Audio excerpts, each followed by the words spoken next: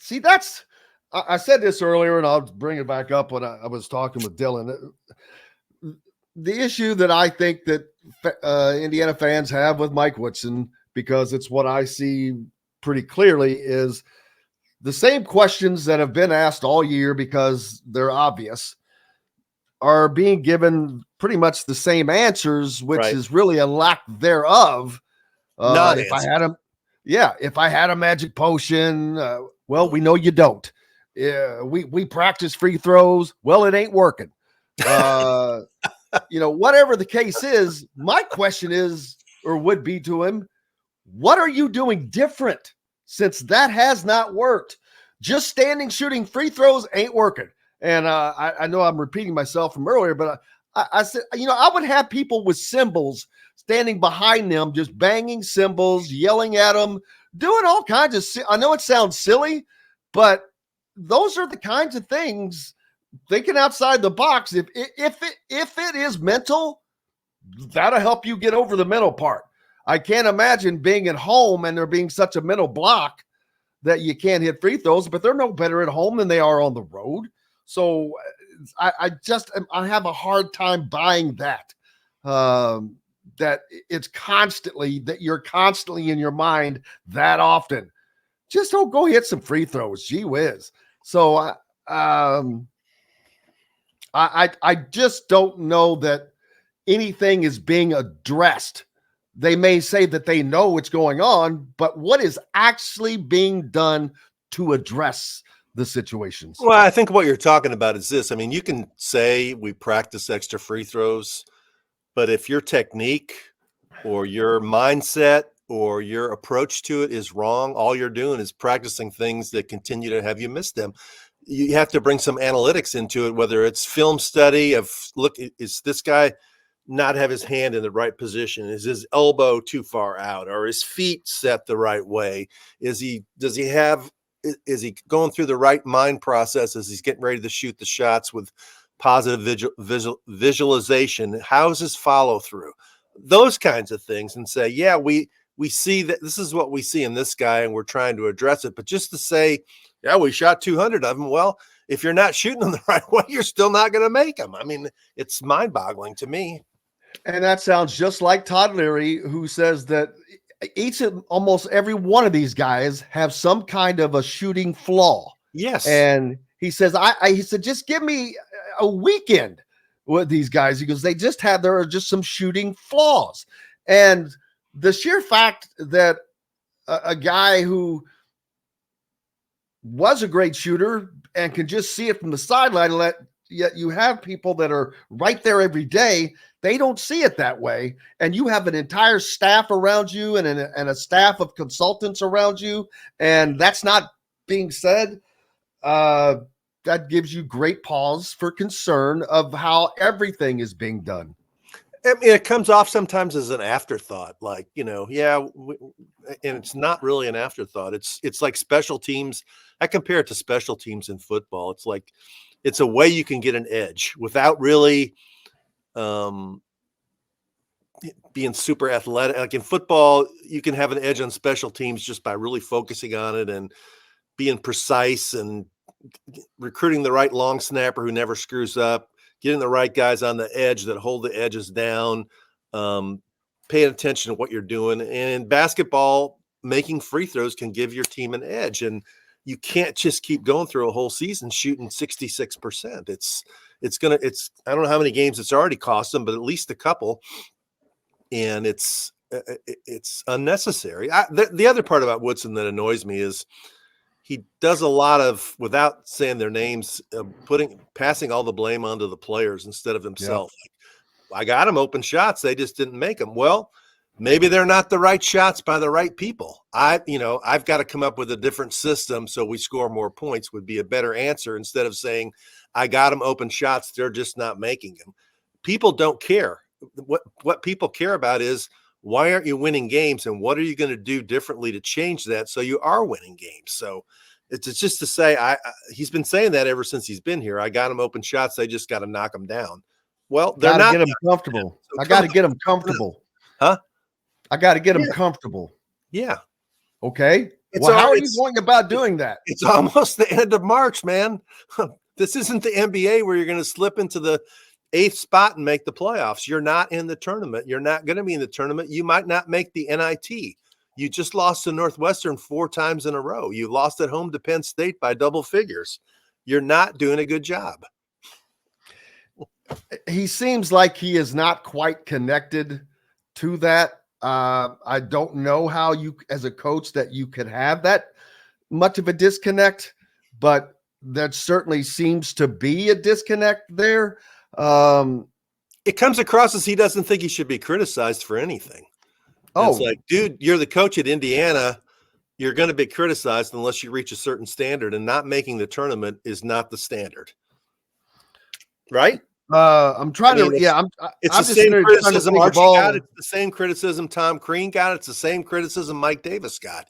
If you're in the 3rd year of your time at Indiana and you're not within, miles of the tournament, you're going to be criticized, and you should be.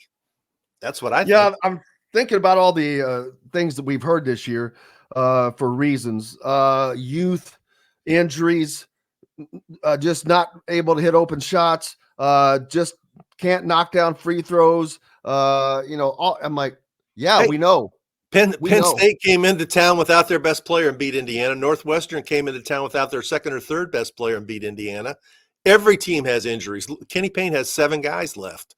I mean, Kentucky's every team has injuries. And they're a favorite tonight. Huh? And they're a favorite tonight. Oh, Louisville, yeah. But it's just nobody wants to hear about injuries. When Mike Woodson played at Indiana, he was injured in 1980, and the team went on and had a good year and made the tournament. He was out for a good part of the year with a back injury. The other guys figured it out, and won. I mean, so quit talking about that. It's a crutch. Oh, and yes, that reminds me of another earlier when he was criticized for his substitution patterns, which have greatly changed. But it was, I can't play these guys 40 minutes a game. That kept going on. And we're like, we're not asking you to do that really, but why? Because he, coming off of back surgery his senior year, in his 6th game back, played 45 minutes in an overtime game against Ohio State. So, and who was in better shape, athletes of today or athletes of that era? Right. So nothing is making sense. And well, it's going to be interesting. I'm not going to be there tonight, but I'll be up. There's 2 things I'm interested in. 3 things. One is what the crowd is, because we're at the point in the year where a team, like, if you lose touch with making the NCAA tournament and you have an 8:30 game, the people that have to travel very far to come are going to say, you know what, I'm not really sure I need to make this game. Secondly is, how competitive they are against a Nebraska team that beat them by 16 on the road. And did you say Nebraska's lost 8 in a row on the road? Is that what you said? Yeah. So can they win this game, which Indiana has a pick 'em at home, and they've already lost to Penn State and Northwestern at home.